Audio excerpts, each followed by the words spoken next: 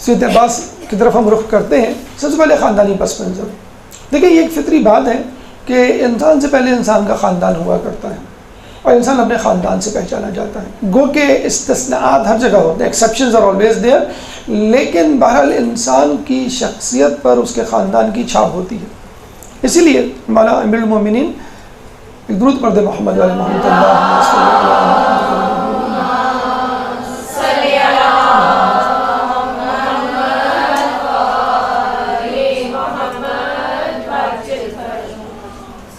اپنے بھائی عقیل سے مشورہ لیتے ہوئے نظر آتے ہیں اور کہتے ہوئے نظر آتے ہیں کہ میرے لیے کسی ایسی عورت کا، کسی ایسے قبیلے کی عورت کا انتخاب کرو کہ جس سے ایک بہادر اولاد پیدا ہو. چنانچہ آپ کو مشورہ دیا جاتا ہے اور کلابیہ نامی قبیلے کی عورت فاطمہ کلابیہ سے جو ہے وہ آپ کا تعارف کروایا جاتا ہے اور آپ کی پھر شادی اس قبیلے کی عورت سے ہوتی ہے. نام آپ کا فاطمہ کلابیہ تھا، لیکن انہوں نے شادی کے بعد گھر میں داخل ہوتے ہوئے پھر سب سے پہلے تو کہتے ہیں کہ انہوں نے دروازے کی چوکھٹ کا بوسہ لیا اور شہزادوں سے کہا کہ میں تمہاری کنیز بن کر اس گھر میں آئی ہوں، ماں بن کر نہیں. اور واقعی انہوں نے کنیزی کا حق ادا کیا. نہ صرف انہوں نے کنیزی کا حق ادا کیا بلکہ ان کے بیٹے حضرت عباس نے بھی غلام ہونے کا حق ادا کیا. بہرحال حالانکہ نہ وہ کنیز تھی نہ یہ غلام تھے. بہرحال آپ نے جو ہے وہ کنیزی کو اختیار کیا اور کہتے ہیں کہ انہوں نے سختی سے منع کیا تھا مجھے فاطمہ کے نام سے نہ پکارو، کیونکہ مولا کو جناب علی کو بی بی سیدہ یاد آ جاتی ہے، فاطمہ الزہرا یاد آ جاتی ہے.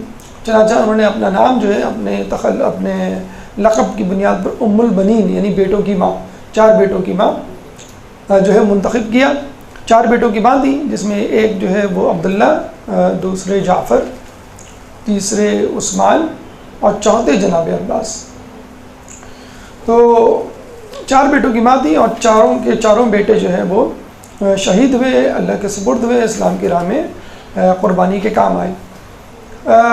اب آئیے ان کے بزرگوں کی طرف. جیسے آپ نے سنا کہ بڑا بہادر قبیلہ تھا، بڑے بہادر قبیلے سے تعلق رکھتی تھی. تو کیا اس کی وہ ہے دلیل یا کوئی مثال ہمیں پیش کریں؟ مثلاً آپ کے قبیلے کے ایک بزرگ بہادر کا نام ہمیں ملتا ہے عامر بن مالک.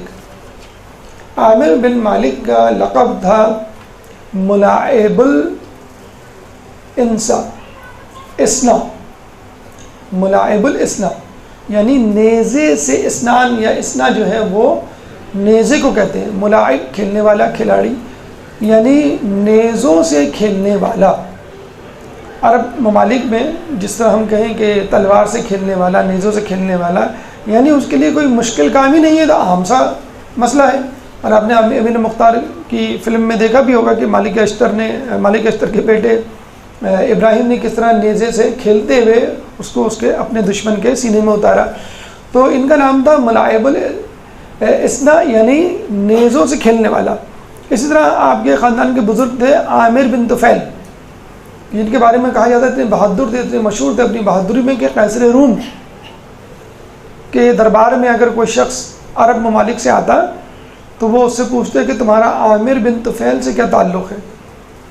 اگر وہ کوئی تعلق بتلاتا کہ ہاں میں اس کا دوست ہوں، میں اس کو جاننے والا ہوں، میں اس کا رشتہ دار ہوں، تو وہ اس کی بہت آؤ بھگت کرتا، تحفے تحائف انعام و کرام سے نوازتا. اور اگر تعلق ظاہر نہ کرتا یا تعلق نہ ہوتا تو اس کو کوئی توجہ نہیں دیتا. اسی طرح آپ کے خاندان کے ایک بزرگ ہیں جن کا نام ہے عروہ ریحالی. عروہ ریحالی جن کے بارے میں کہا جاتا ہے کہ ان کا عمرہ و سلاطین کے ہاں آنا جانا بہت تھا. ریحالی رحل سے نکلا ہے یعنی چلنا. تو ان کے بزرگ نہ صرف مشہور تھے، نہ صرف یہ کہ بہادری میں اپنا ثانی نہیں رکھتے تھے، بلکہ خود عمرہ و سلاطین بھی اس کے معترف تھے. تو ہم یہ کہہ سکتے ہیں کہ بنو ہاشم کے بعد اگر کوئی قبیلہ بہادری میں مشہور تھا تو کلابیہ قبیلہ تھا. اب آئیے صفات عباس کی طرف کہ جناب عباس میں وہ کون سی صفات ہیں جو ہمارے عالیہ قابل تقلید ہیں، جن کو دیکھ کر ہمارے ایمان میں اضافہ ہوتا ہے اور ہمیں ایک حوصلہ ملتا ہے زندگی گزارنے کا کہ مشکل اوقات میں کس طرح زندگی گزاری جاتی ہے. جیسے کہ آپ کو معلوم ہے عباس شعر کا ایک نام ہے عربی زبان میں ایک ہی چیز کے بہت سارے نام ہوتے ہیں اور ایک ہی نام کے بہت سارے معنی ہوتے ہیں. تو اسی طرح شعر کے بہت سارے معنی ہیں. تو خود لفظ ہے، الفاظ استعمال ہوتے ہیں. حیدر ایک لفظ ہے، خود عباس ایک لفظ ہے. القاب میں ابو الفضل یعنی فضل کا باب، فضائل کا باب، فضیلتوں کا باب. فضل ان کے بیٹے کا بھی نام ہے، یعنی کنیت بھی ٹھہری اور لقب بھی، اور یقیناً وہ فضائل سے آراستہ اور پیراستہ تھے، اس کے حامل تھے. باب الحوائج بہت مشہور لقب ہے آپ کا، امام موسیٰ کاظم کا اور جناب علی اصغر کا، تینوں شخصیات کا لقب ہے باب الحوائج.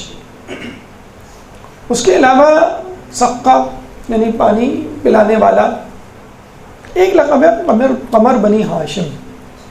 اسی سے ہم اپنی گفتگو کا آغاز کرتے ہیں. درود پڑھتے ہیں محمد والے محمد.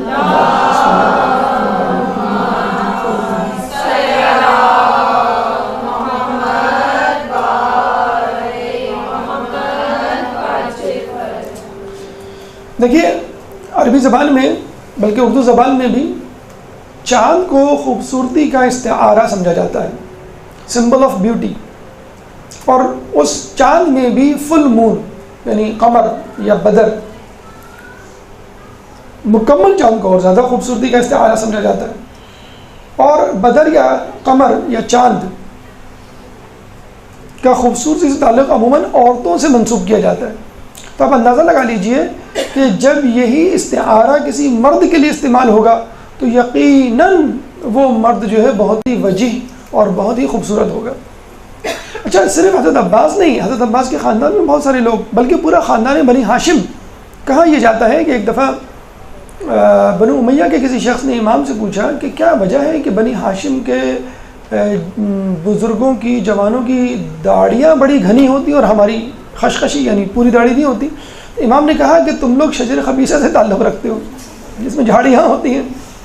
یعنی جو شجر خبیثہ ہوتا ہے، قرآن میں بھی شجر خبیثہ، شجر طیبہ کا ذکر ہے. شجر طیبہ یعنی معصومین اور اہل بیت کے خاندان کو کہا گیا ہے، شجر خبیثہ بنو امیہ کے خاندان کو کہا گیا ہے ایک تفسیر کے مطابق. تو بنی ہاشم کا خاندان پہلے ہی سے بہت زیادہ خوبصورت وجیح نوجوانوں کا خاندان کہلاتا تھا. مثلا ہم عبد المناف کی بات کرتے ہیں، وہ کہلاتے تھے قمر بطحہ. بطحہ مکے کا ایک نام ہے. قمر بطحہ یعنی مکے کا چاند، اتنے خوبصورت تھے عبد المناف. اس کے بعد خود حضرت عبداللہ رسول اللہ کے والد، ان کو کہا جاتا تھا قمر حرم یعنی بیت اللہ کا چاند. وہ بھی اپنی خوبصورتی میں لاسانی تھے. خود جناب سیدہ نے رسول اللہ کو قمر لیل جو ہے کئی جگہوں پہ پکارا ہے. اس کے علاوہ حضرت علی کے لیے قرآن میں والشمس والضحاها والقمر اذا تلاها، یہ رسول اللہ کو شمس اور علی کو قمر کہا گیا ہے کہ جب چاند اس کے پیچھے پیچھے آ جائے. کربلا میں جب امام حسین کا سر نوک نوزیہ پہ بلند ہوا تو کئی لوگوں نے بے اختیار سر حسین کو دیکھ کر کہا کہ راسن قمری زہری، کہ کیا ہی خوبصورت سر ہے جو چاند کی طرح چمک رہا ہے. تو اس میں اگر آپ کو قمر بنی ہاشم کہا جائے تو کوئی حیرت کی بات نہیں. ہاں، یہ ایک حیرت کی بات ہے کہ دیکھیں ہم نے اتنے سارے چاند گنوائے آپ کو، عبد المناف، حضرت عبداللہ، خود رسول اللہ، حضرت علی اور امام حسین، پانچ خوبصورت وجیح نوجوان.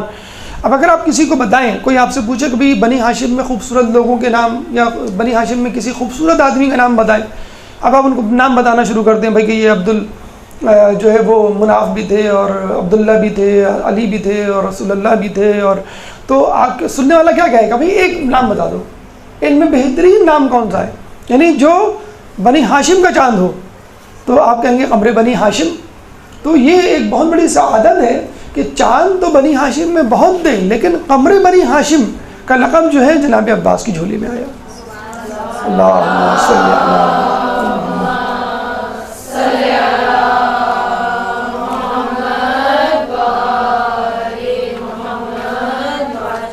اسے آج کل ایک لفظ استعمال ہوتا ہے نا، جیسے مسٹر ورلڈ. مسٹر ورلڈ کا مطلب ہوتا ہے کہ طاقتور ترین یا خوبصورت ترین دنیا کا انسان. تو قمر بنی ہاشم یعنی بنی ہاشم کا خوبصورت ترین فرد. لیکن یہ بات بالکل طے ہے اور ہمارے معاشرے میں یہ چیز بہت زیادہ سرایت کر جا رہی ہے کہ جو بھی شخص خوبصورت ہو، چاہے عورتوں میں چاہے مردوں میں، جلد یا بدیر وہ کسی نہ کسی گناہ، کسی نہ کسی اسکینڈل، کم از کم افیئر یا تہمت کا شکار ہو جاتا ہے۔ اور آج کل تو میڈیا کا دور ہے، آج کل تو جہاں اچھا چہرہ، جہاں اچھی شخصیت نظر آئی، فوراً آفرز آنی شروع ہو جاتی ہیں، بھائی آپ ڈرامے میں کام کریں، آپ فلموں میں کام کریں، ایڈ میں کام کریں، کم از کم آپ نیوز پڑھنے آ جائیں۔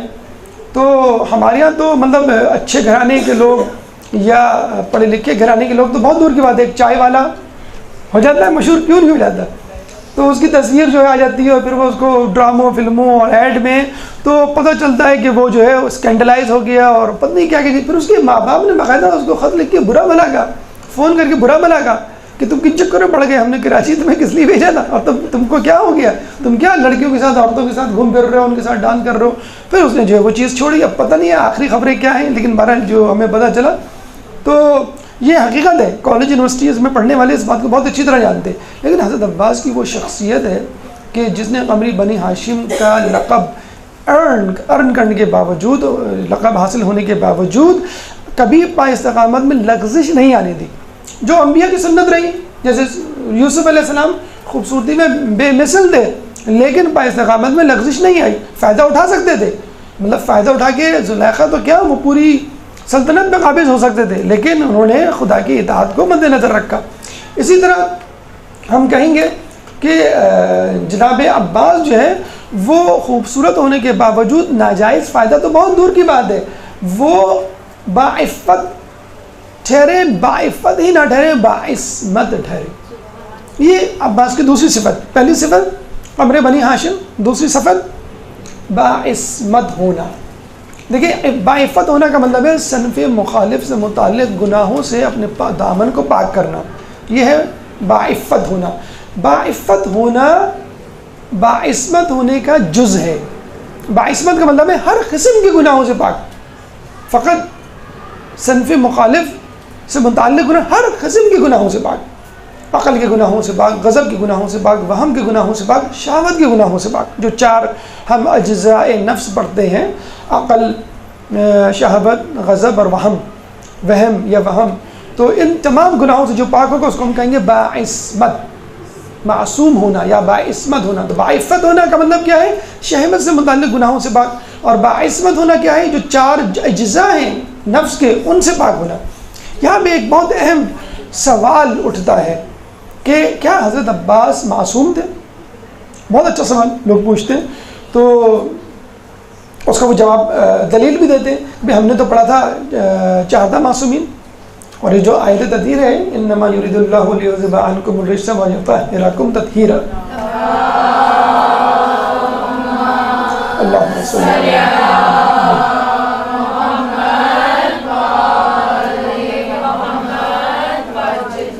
تو اس میں حضرت عباس شامل ہیں۔ اول تو جب یہ آیت اتری تو 5 افراد تھے، حدیث قصہ میں آپ پڑھتے ہیں قصہ میں 5 افراد تھے، تو علماء کہتے ہیں کہ یہ آیت چاردہ معصومین پہ پوری اترتی ہے۔ اس آیت کی تطبیق یا اس آیت کا مصداق چاردہ معصومین ہے۔ اس کے بعد اللہ تعالیٰ نے کسی کی ضمانت نہیں لی، وہ تو احراکم تطہیرا کہہ کے، جیسے کہ تم کو پاک کر دینا حق ہے، پاک کر دینے کا حق ہے، اس طرح کسی کی ضمانت نہیں لی۔ اب یہیں پہ آ کے ایک سوال اٹھتا ہے کہ کیا عصمت اختیاری ہے یا اجباری؟ اختیاری یعنی میرے اختیار میں ہے کہ میں باعصمت رہوں عمر بھر، یا جبر ہے اللہ تعالیٰ کی طرف سے، یعنی اللہ تعالیٰ نے چارتا معصومین کو اجباری طور پر باعصمت بنایا کہ تم معصوم ہو، معصوم رہو گے، ہماری ذمہ داری ہے، کوئی گناہ تم کو نہیں چھوئے گا۔ تو اب یہاں یہ سوال پیدا ہوتا ہے، اگر اللہ نے اپنے ہاتھ میں اختیار لے لیا، یعنی معصومین پہ جبر کر دیا کہ بس تم معصوم ہو، تو اس میں معصومین کا کیا کمال؟ ان کا کوئی کمال نہیں۔ اگر وہ گناہ سے بچے تو کیا ہوا؟ اللہ نے بچایا؟ نہیں۔ علماء فرماتے ہیں کہ اللہ نے ذمہ داری تو لی، لیکن اللہ نے ذمہ داری اس بنیاد پر لی کہ وہ خود بھی بچیں گے۔ جیسے ایک ٹیچر ہے، وہ کہتا ہے تمہارا یہ گریڈ آئے گا، یہ میری ذمہ داری ہے، تو اس کا مطلب کیا ہوا؟ بچہ بالکل نہ پڑھے، بچہ ایگزام میں کچھ بھی نہ لکھ کے آئے، ایک گریڈ آ جائے گا؟ نہیں۔ اس کا مطلب کیا ہوا؟ اگر ٹائٹل دیا گیا معصوم کا، طہارت کا، تو معصومین نے اس طہارت کو نبھایا اور اختیار رکھنے کے باوجود گناہوں کو نہیں کیا، سر انجام نہیں دیا، تو عصمت اختیاری ہے۔ اللہ نے بتلا دیا کہ یہ معصومین ہیں. ٹھیک ہے. اب یہاں پہ ایک اور عباس کے حوالے سے خوبصورت پہلو نکلتا ہے کہ عباس حالانکہ اس آیت تطہیر کے مصداق نہیں ہیں، اللہ نے ان کا ذمہ نہیں لیا، نہ عباس کا، نہ زینب کا، نہ دیگر لوگوں کا، لیکن ان لوگوں نے پھر بھی اپنے آپ کو معصوم ثابت کر کے دکھایا. کتنی بڑی بات ہے کہ کوئی مجبوری نہیں تھی، اللہ نے کہا نہیں تھا، لیکن انہوں نے پھر بھی، کیونکہ ماحول ایسا تھا. جب ماں باپ بہن بھائی آس پاس میں ماحول جو ہے وہ معصومین کا ملے تو بچہ خود کیوں نہیں معصوم بن کر دکھائے. اس کا مطلب کیا ہوا کہ اللہ ایک طرح سے ہمیں بھی حوصلہ دے رہا ہے کہ دیکھو جو معصوم نہ بھی ہو وہ بھی اپنے آپ کو معصوم کر کے ثابت کر کے دکھا سکتا ہے. تو تم بھی تھوڑی سی ہمت کر لو، اگر معصوم کے درجے پہ نہ بھی پہنچے تو ان سے قریب ترین تو ہو جاؤ گے. 50%، 60%، 70%، جتنا بھی تم معصومیت کو حاصل کر سکتے ہو معصومیت کو حاصل کرنے کی کوشش کرو. تو تھیوریٹیکلی تو ہر انسان معصوم بن سکتا ہے، وہ الگ بات ہے پریکٹیکلی چند ہی لوگوں نے ثابت کیا، چند ہی لوگوں نے. تھیوریٹیکلی ہر کوئی معصوم بن سکتا ہے لیکن پریکٹیکلی ممکن نہیں ہے، اور چند ہی لوگوں نے اس کو ثابت کیا. تو حضرت عباس آیت تطہیر کے مصداق نہیں تھے لیکن پھر بھی انہوں نے جو ہے اپنی معصومیت کو ثابت کیا. اب آئیے ہماری تیسری گفتگو میں تیسرا جو وہ ہے پہلو یا تیسری صفت عباس. ایک تو صفت ہم نے کہا قمر بنی ہاشم، ایک ہم نے کہا عصمت، ایک تیسرا جو ان کا جو وہ ہے خوبصورت کمال وہ ہے علم. اچھا علم کی جب اگر ہم قمر بنی ہاشم کہیں تو چلے ٹھیک ہے، خوبصورت تھے، اسمارٹ تھے. اگر ہم عصمت کہیں ٹھیک ہے، گناہ ہوتے ہوئے ہم نے نہیں دیکھا. علم کے حوالے سے بات کریں تو علمی حوالے سے بہت زیادہ واقعات ہمارے سامنے نہیں آتے. تو ہم جیسے جاہل افراد یہی کہتے تھے کہ بھئی شاید وہ بہت بڑے عالم نہیں تھے. ایک استاد، ایک عالم دین اپنے طلباء کے سامنے درس دے رہے تھے تو کہنے لگے کہ عباس کا شجیع ہونا، جرت مند ہونا تو ثابت ہے لیکن عالم ہونا، فقیہ ہونا ثابت نہیں ہے. تو میرے نزدیک وہ بہت بڑے عالم یا فقیہ نہیں تھے. یہ کہہ کے وہ چلے گئے. رات کو سوئے تو خواب میں حضرت عباس آئے اور کہنے لگے کہ مجھے تم سے ایک مسئلہ پوچھنا ہے. فقیہ نے کہا پوچھیے. مسئلہ پوچھا تو انہوں نے کہا یہ تو بہت ہی مشکل مسئلہ ہے، میں اس کا جواب نہیں دے سکتا. کہ لیے تم تو بہت بڑے فقیہ بنتے ہو کہ میں بہت بڑا عالم ہوں.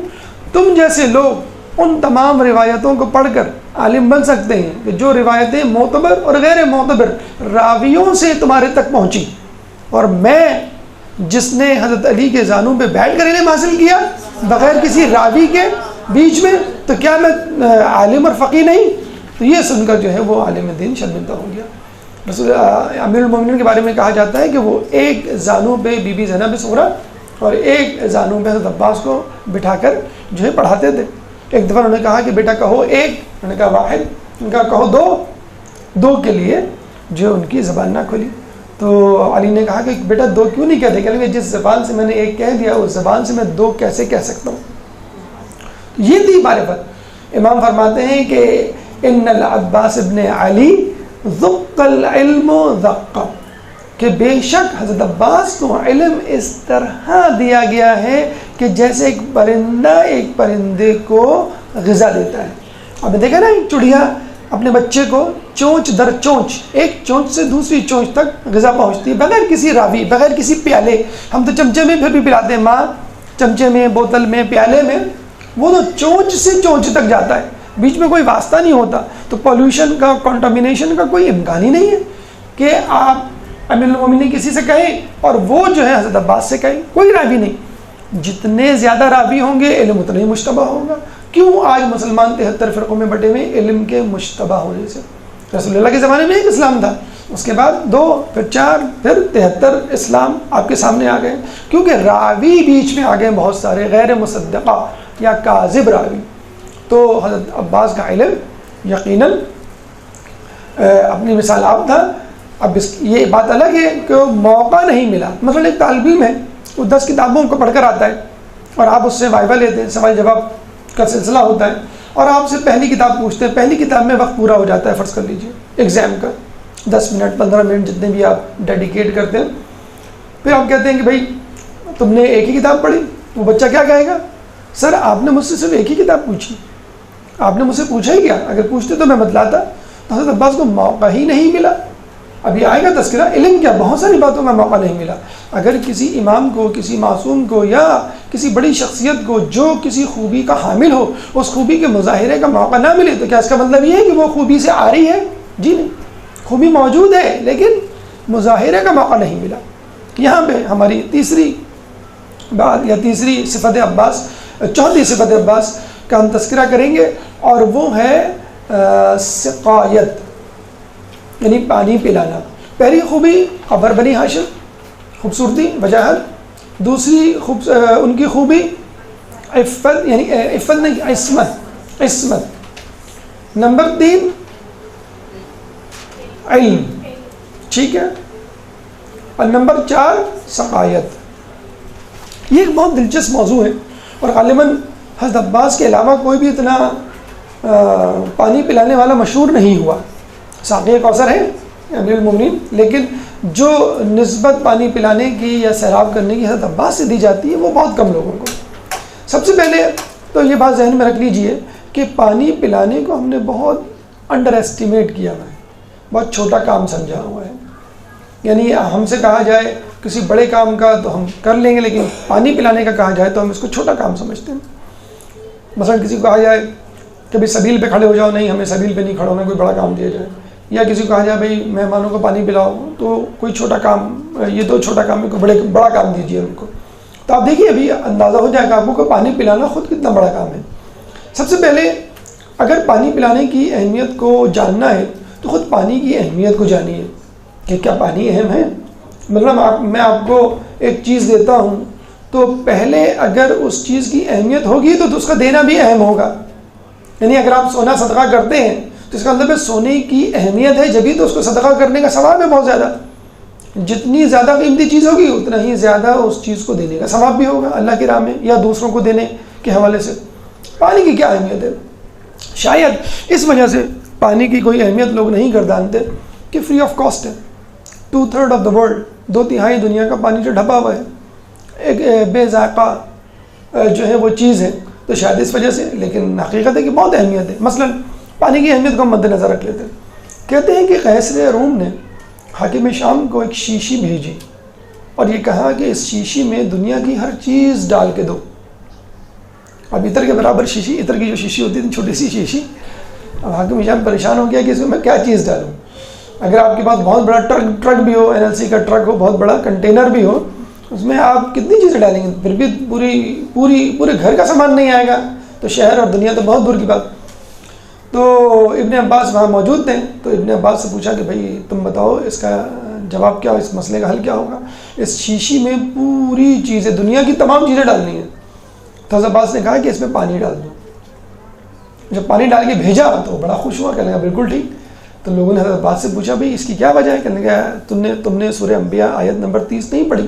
وَجَعَلْنَا مِنَ الْمَاءِ كُلَّ شَيْءٍ، کہ ہم نے ہر چیز کو پانی سے پیدا کیا۔ تو جب اللہ تعالیٰ نے ہر چیز کو پانی سے پیدا کیا تو پانی منبع ہے ہر چیز کا۔ اور آپ دیکھ لیجئے پانی درختوں کی حیات کا سبب ہے، پانی نہیں ملے تو درخت مر جائے۔ درخت نہیں ہوں گے تو جانور درختوں کیسے کھائیں گے اور زندہ رہیں گے؟ جانور بھی مر جائیں گے۔ جب جانور مر جائیں گے تو خود انسان نہ پودوں کو حاصل کر پائے گا، یعنی سبزیاں اور پھل، اور نہ جانوروں کا گوشت کھا پائے گا، انسان بھی مر جائے گا۔ جو ہم قحط سالی دیکھتے ہیں، بارش کا نہ ہونا دیکھتے ہیں، خشک سالی کیا ہے؟ کیوں موت کا سبب بنتی ہے؟ پانی کے نہ ہونے کی وجہ سے۔ تو بس پانی جو ہے وہ تمام اشیاء کا جو ہے وہ منبع ماخذ ہے۔ ہم کیوں مریخ میں سائنسدان جو ہے وہ پانی تلاش کر رہے ہیں کہ پانی مل گیا تو سمجھ لو حیات مل گئی؟ اس کا مطلب ہے پانی جو ہے وہ حیات کا سرچشمہ ہے۔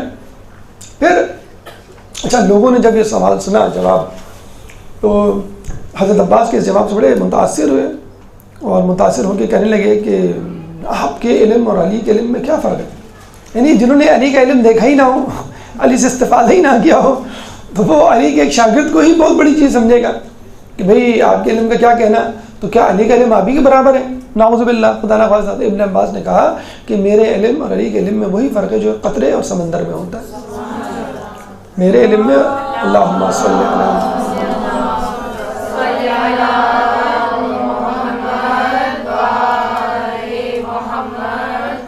جو ایک پانی جو قطرے میں اور سمندر میں ہوتا ہے۔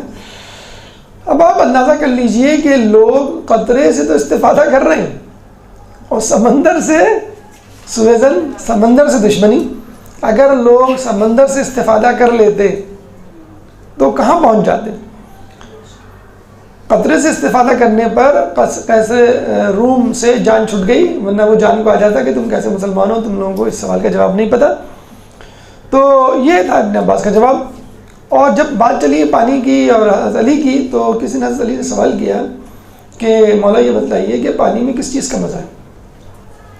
ہر چیز کا ایک مزہ ہوتا ہے نا، ٹیسٹ ہوتا ہے، کڑوا ہوگا، میٹھا ہوگا، تیکھا ہوگا، نمکین ہوگا. تو پانی میں کس چیز کا مزہ ہے؟ اچھا آپ یہ پڑھ چکے ہیں، سائنس بھی کہتی ہے، تمام لوگ اس بات پہ متفق ہے، سائنس وہ پانی جو ہے بے مزہ ہوتا ہے. نجاست کے چیپٹر میں آپ پڑھتے ہیں نا، جب تک اس کا رنگ بو ذائقہ تبدیل نہ ہو جائے. تو ذائقہ کا مطلب ہے کہ اس کو ذائقہ نہیں ہوتا ہے، رنگ نہیں ہوتا ہے، بو نہیں ہوتی ہے. اگر اس میں کوئی چیز آ جائے تو اس چیز کی ہوگی جو اس میں ملائی گئی ہے. کافور مثلا بیری کے پتے یا جو بھی چیز نجاست طہارت، جو بھی چیز بری چیز اس میں گری ہو، ملائی گئی ہو. تو مولانا سب سے پہلے تو یہ کہا کہ تو نے یہ سوال الجھنے کے لیے پوچھا ہے یا سلجھنے کے لیے. کچھ لوگ سوال ٹیسٹ کرنے کے لیے بھی پوچھتے ہیں، الجھنے کے لیے بھی پوچھتے ہیں. تو بیچارہ لاجواب ہو گیا. پھر مولانا نے اس کو جواب دیا، یعنی کہ ٹال دیا. ہمیں جواب نہیں آیا تو ہم کہتے ہیں ہم یہی جواب دیں گے نا کہ تم جو ہے ٹائم پاس کرو، چلو جا کے دوسرے کمرے میں بیٹھ کے پڑھو، شاباش. تو مولانا نے کہا کہ پانی میں حیات کا مزہ ہے. حیات، اللہم صلی علی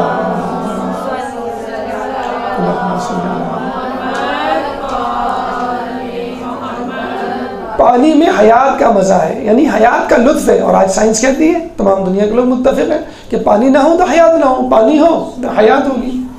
تو یہ پانی کی اہمیت ہو گئی. اس کا مطلب جب پانی کی اہمیت ہوگی تو پانی پلانے کی، پانی فراہم کرنے کی، پانی کی سبیل کرنے کی بھی اہمیت ہوگی. سعد بن عبادہ انصار کے امیر، اور ایک روایت کے مطابق جب جنگ نہیں ہوا کرتی تھی تو علم سعد بن عبادہ کے پاس رہا کرتا تھا. تو سعد بن عبادہ نے کہا رسول اللہ سے میری ماں کا انتقال ہو گیا ہے اور میں جو ہوں وہ کچھ صدقہ کرنا چاہتا ہوں، تو کیسا ہے؟ تو رسول اللہ کا بہت اچھا خیال ہے، بہت اچھی بات ہے، صدقہ کرو. تو انہوں نے پوچھا آپ بتلائیے بہترین چیز کیا ہے جس کو میں صدقہ کر سکتا ہوں اپنی ماں کو ایصال ثواب پہنچانے کی غرض سے؟ تو آپ نے کہا سیرابی، لوگوں کو سیراب کرنا، لوگوں کی پیاس بجھانا. ایک اور روایت میں پوچھا مولا سے کہ رسول اللہ سے پوچھا گیا کہ بہترین چیز کیا ہے؟ تو آپ نے کہا بہترین عمل. تو رسول اللہ نے کہا کہ تشنا جگر کو سیراب کرنا بہترین عمل ہے، چاہے جانور ہی کیوں نہ ہو. ہم جانور کے پانی پلانے کو تھوڑا سا انڈر ایسٹیمیٹ کرتے ہیں، انسانوں کو پھر بھی پلا دیا. چاہے جانور ہی کیوں نہ ہو اس کا انڈر ایسٹیمیٹ نہ کیجیے. جناب عباس نے حر کی فوج نہیں بلکہ حر کی فوج کے جانوروں تک کو پانی پلایا. اللہ فرماتا ہے سورہ فرقان آیت نمبر 47 میں کہ وَأَنزَلْنَا مِنَ السَّمَاءِ مَاءً طَهُورًا، کہ ہم نے آسمان سے پاک پانی نازل کیا. تو یہی کہتا ہے کہ ہم نے اس پانی کو نازل کیا تاکہ انسان سیراب ہو، تاکہ جانور سیراب ہو. جب اللہ سیراب کر رہا ہے تو انسان کو سیراب کرنے میں کیا دقت یا شرمندگی محسوس کرنا.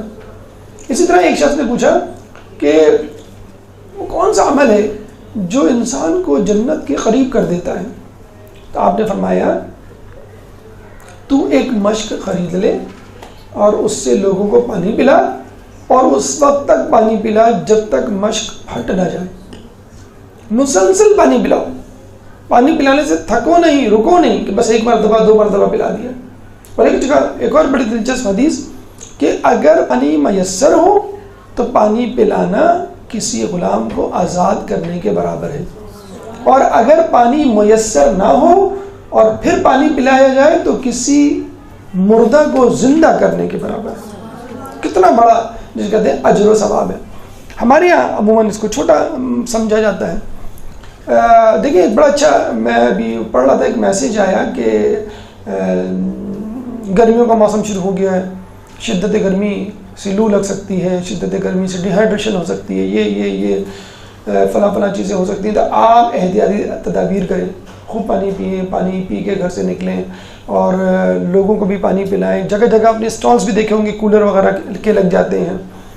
ایک تو بڑی اچھی بات کی کہ آپ اپنے گھر کے صحن میں یا ٹیرس میں یا بالکنی میں ایک ٹرے یا تھال رکھ دیں، پلیٹ رکھ دیں جس میں پانی ہو، تاکہ پرندے جو پیاسے اڑ رہے ہیں گھوم رہے ہیں ان کے لیے تو کوئی بھی پانی نہیں رکھے گا نا. ہم انسانوں کے لیے پھر بھی توجہ کر لیتے ہیں، پرندوں کے لیے اگر پالے ہوئے ہوں تو الگ بات ہے، لیکن اڑتے ہوئے پنچھی آسمانوں کی سیر کرتے ہوئے ان کو کون پوچھے گا؟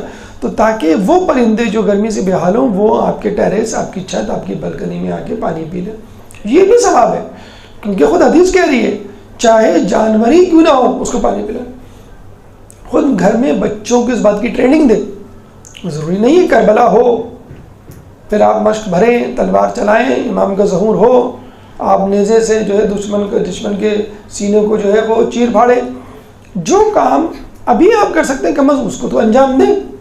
کربلا میں کتنا اہم کام تھا لوگوں کو پانی پلانا، جو حضرت عباس نے اپنے ذمہ لیا.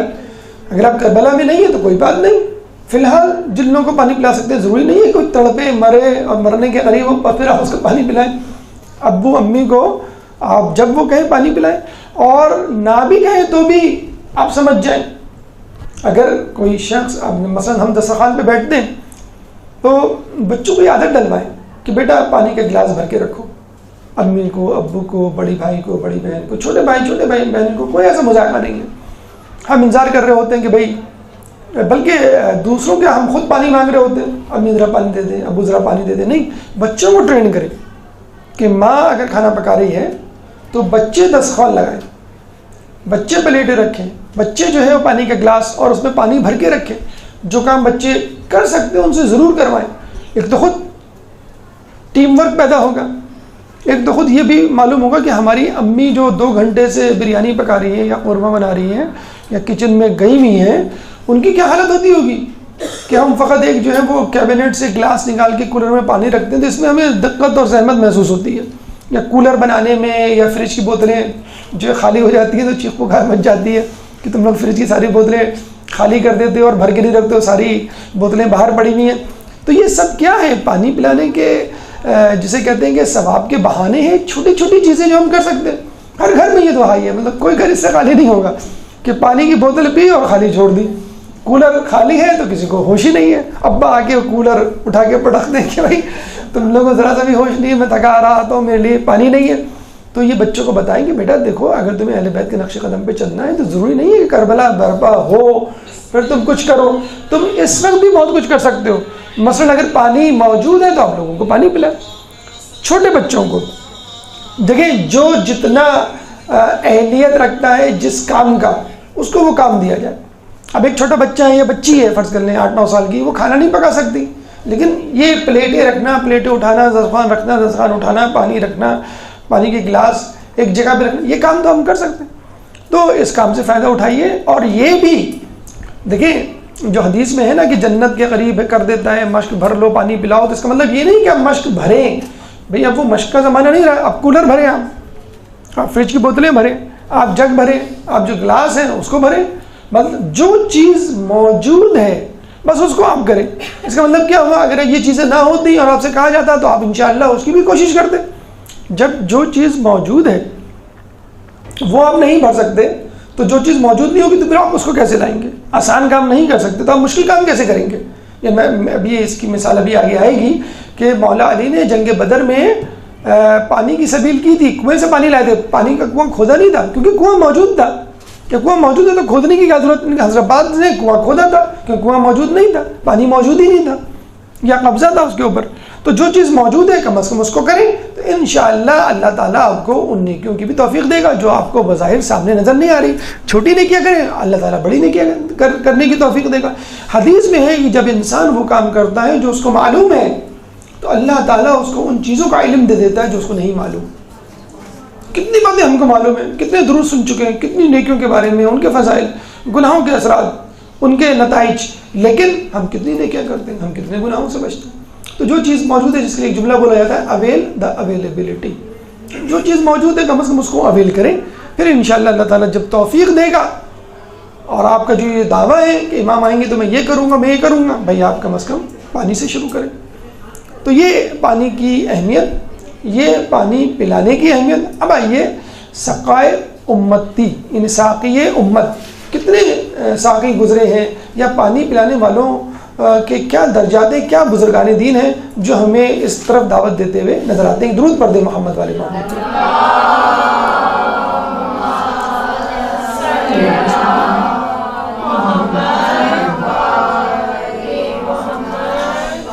دیکھیں سب سے پہلے اگر ہم بات کریں کہ پانی پلانے کی اہمیت کے حوالے سے، تو خدا خود ساقی ہے۔ وَأَنزَلْنَا مِنَ السَّمَاءِ مَاءً طَهُورًا، سورہ فرقان آیت نمبر 47، کہ اللہ تعالیٰ خود کہتا ہے کہ ہم نے پانی کو نازل کیا جس سے انسان پیتے ہیں، جانور پیتے ہیں، پودے سیراب ہوتے ہیں۔ اور اگر ہم پیچھے جائیں تو ہمیں ملے گا کہ جناب قصی پہلے بزرگ کہ جنہوں نے جو ہے وہ کنواں کھودنے کا کام شروع کیا، زمین سے پانی نکالنے کا کام شروع کیا، اور پانی درآمد کرنے کا کام کیا، کہ پانی موجود نہیں ہوتا تھا تو باہر سے کہیں سے پانی لے کر آتے تھے اور پھر لوگوں کو سیراب کیا کرتے تھے۔ پھر اس کے بعد عبد المطلب، انہوں نے بہت زیادہ کام کیا، بہت زیادہ مشہور ہوئے پانی پلانے والوں کے حوالے سے۔ حجاج اکرام جو آیا کرتے تھے ان کو پانی پلایا کرتے تھے، کنویں کھودا کرتے تھے، اور ان کے بارے میں تو یہ ملتا ہے کہ اتنا زیادہ ان کو شہرت مل گئی تھی کہ لوگ ان سے جلنے لگے تھے کہ ان کا نام بہت زیادہ ہے، کیونکہ لوگوں کو پانی پلاتے ہیں، لوگوں کی ضیافتیں کرتے ہیں۔ تو کہتے ہیں کہ جو انہوں نے کنویں کھودے تھے اور جو پانی کے ذخیرے انہوں نے مہیا کیے تھے اس میں لوگ رکھنے ڈالتے تھے اور کوشش کرتے تھے کسی طرح ان کا پانی ضائع ہو جائے، اور جو بھی شخص یہ کام کرتا وہ کسی نہ کسی مرض میں مبتلا ہو کے مر جاتا۔ آپ کے بارے میں ملتا ہے کہ آپ کنویں میں کشمشیں ڈال دیتے تھے تاکہ پانی میٹھا ہو جائے، لوگوں میٹھا آج کل آ گیا نا فلیورڈ واٹر، لیمن واٹر، امرود کا، سیب کا، کیلے کا، مختلف۔ دیکھیں وہی حضرت عبد المطلب کی سنت تھی جو آج کل جو ہے دبئی اور کراچی کے سٹورز میں آپ کو ملتا ہے، فلیورڈ یا وٹامن والا واٹر جو ہے پانی آ گیا ہے، گلاب کی خوشبو والا پانی آ گیا ہے، وغیرہ وغیرہ۔ تو کشمش آپ خود بتائیں کہ ایک گلاس میں 2-4 کشمشیں تو ڈلیں گی نا میٹھا ہونے کے لیے، یا ایک بوتل میں 10-12 ڈلیں گی، تو کنویں میں کتنی کشمشیں ڈلتی ہوں گی کہ اس کا پانی میٹھا ہو جائے۔ اور صرف پانی نہیں، ایک بہت بڑا حوض انہوں نے بنایا، اس میں کیا ڈالا؟ دودھ، پورے حوض میں دودھ ہی دودھ، پانی نہیں۔ اور لوگ آتے تھے بالکل ڈول اور بالٹی اور جسے کہتے ہیں کہ چمچوں سے، دیگوں سے، اور سیراب ہو کے اپنے اپنے خیموں میں لے کے جاتے تھے۔ ہم بھی اگر محرم میں جب شربت ملے تو 2-4 گلاس سے کم کوئی بھی نہیں پیتا، اسپیشلی اگر جو ہے وہ دودھ کا شربت ہو، محفل مرزا کا شربت ہو، مشہور شربت ہے۔ جیسے ہمارے لکھنؤ میں بھی کچھ جگہیں ایسی ہوتی تھیں، آپ نے حبیب ابن مظاہر کے حوالے سے واقعہ بھی سنا ہوگا کہ ایک آدمی جو ہے وہ شربت پلایا کرتا تھا، تو اچھا شربت ہو، لوگ 2-4 تو ضرور پیتے ہیں۔ تو آپ اندازہ لگا لیں اس زمانے میں تو صحرا میں تو پانی کی زیادہ طلب ہوا کرتی تھی، پانی مل جائے فری آف کاسٹ۔ آج کل پانی بھی فری آف کاسٹ نہیں ملتا، منرل واٹر آپ کو پے کرنا پڑتا ہے، یا پھر ایسا پانی ملے گا کہ آپ کو الٹی ہو جائے۔ تو صحرا کا علاقہ، شدید گرمی، حالانکہ دیکھیے پانی ایک ایسی چیز ہے، آپ کہہ سکتے ہیں بھائی تم اپنا پانی کیوں نہیں لے کر آئے؟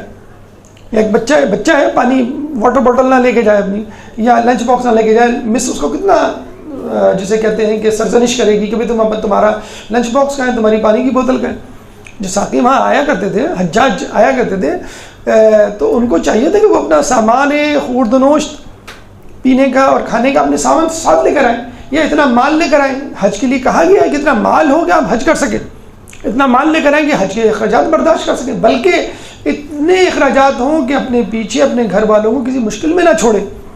تو یہ ان کی ذمہ داری تو نہیں ہے، اگر ذمہ داری ہے اس کے پیسے لیں، آپ چلے جائیں۔ حج کتنا بڑا بزنس بن چکا ہے، تیل کے بعد اب لوگوں کی نظریں اسی پر ہیں۔ جو ہمارے ہائی رائز بلڈنگز مل رہی ہیں، جو 14 ہائی رائز بلڈنگز کے وہ ٹینڈرز ہیں نکلے ہوئے ہیں اور بن رہی ہیں، کیوں؟ بزنس بن چکا ہے کہ پانی کی ایک بوتل کے جو ہے وہ پیسے لیے جا رہے ہیں۔ تو پانی جو ہے وہ پلانا بہت بڑا ثواب ہے، اور جناب عبد المطلب نے، جناب قصی نے پلایا، پھر ابو طالب نے اس کو زندہ کیا، بلکہ چاہے زمزم کا اجرا کیا، اور پھر دوبارہ سے جو ہے وہ زمزم کا کنواں کئی مرتبہ بند ہوا، کئی مرتبہ کھلا، تو اس کو کھولنے میں خود خاندان بنی ہاشم کا ہاتھ رہا۔ پھر حضرت علی کے حوالے سے ملتا ہے پانی پلانے کے حوالے سے، ساقی کوثر مشہور ہیں، ان کا ایک لقب بھی ہے۔ حضرت علی کے حوالے سے ملتا ہے کہ آپ نے 3 جگہوں پر پانی پلایا۔ جنگ بدر میں خلیفہ سوئم کے انتقال کے وقت، اور جب باغیوں نے ان کو گھیرا ہوا تھا، اور جنگ صفین۔ جنگ بدر میں جب رسول اللہ نے کہا کہ کون پانی کی سبیل کرے گا، تو اس وقت جو ہے وہ بہت رات تھی، دشمن کا جو ہے وہ ڈر خوف تھا، اور بڑا مشکل تھا کنویں تک جانا، بہت دور تھا کنواں۔ تو حضرت علی نے کہا میں جاؤں گا، تو رسول اللہ نے ان کو بھیجا۔ تو کہتے جب گئے تو کنویں کے پاس نہ کوئی ڈول نہ کوئی رسی، کیونکہ صحرا میں ایک دور دراز مقام پر زیادہ قابل استعمال نہیں ہوگا۔ تو حضرت علی خود بنفس نفیس کنویں میں اتر گئے، مشق بھری، اب آپ دیکھ لیں اندھیرا اور دشمنوں کا ڈر، اور پانی بھرا اور لے کر آئے۔ جب لے کر آئے تو آندھی آئی، اتنی سخت آندھی کہ ان کو کھڑا ہونا پڑا۔ پھر آندھی جب تھمی تو آگے بڑھے، جب آگے بڑھے دوبارہ آندھی آئی، پھر آپ تھوڑی دیر کے لیے رک گئے۔ اور جو صحراؤں کی آندھی ہوتی ہے وہ بڑی خطرناک ہوتی ہے، اتنی خطرناک ہوتی ہے کہ آپ جو ہیں وہ اڑ جاتے ہیں بعض اوقات، اور اس آندھی سے جو پتھر کنکر اڑتے ہیں تو کنکر آپ کی آنکھوں میں لگتے ہیں، جس کی وجہ سے اندھا پن ہو سکتا ہے۔ تو رک گئے۔ پھر دوسری مرتبہ جب بھی جو عرب ہیں وہ کیا کہتے ہیں، وہ مشال جو پہنتے ہیں قطرہ، وہ اسی لیے پہنتے ہیں، جو کپڑا جو ڈالتے ہیں وہ کوئی فیشن کے طور پہ کپڑا نہیں ڈالتے، وہ اس لیے ڈالتے ہیں کہ جب وہ صحرا میں نکلیں اور ہوا چلے، طوفان آئے، تو کپڑا جو ہے اپنے آس پاس ڈال لیں، یا کپڑا جو ہے وہ آگے کی طرف رہے اور کنکر نہ پڑے چہرے کے اوپر۔ تو دوسری مرتبہ رکے، پھر تیسری مرتبہ آندھی آئی، تیسری مرتبہ بھی رکے، اس میں کافی دیر لگے۔ رسول اللہ نے جب وہ پہنچے تو رسول اللہ نے کہا کہ تمہیں اتنی دیر کیوں ہوگی؟ کہیں گے آندھی آئی، وہ بھی 3 مرتبہ۔ کہیں آندھی نہیں آئی تھی، 3 فرشتے 3000 فوج کے ساتھ اترے تھے۔ پہلی مرتبہ جبرائیل علیہ السلام 1000 فرشتوں کے ساتھ، دوسرے میکائیل علیہ السلام 1000 فرشتوں کے ساتھ، تیسرے اسرافیل علیہ السلام 1000 فرشتوں کے ساتھ، اور تینوں فرشتے تمہیں سلام کرنے اترے تھے، اور تینوں نے تم کو سلام کیا۔ اللہم صلی اللہ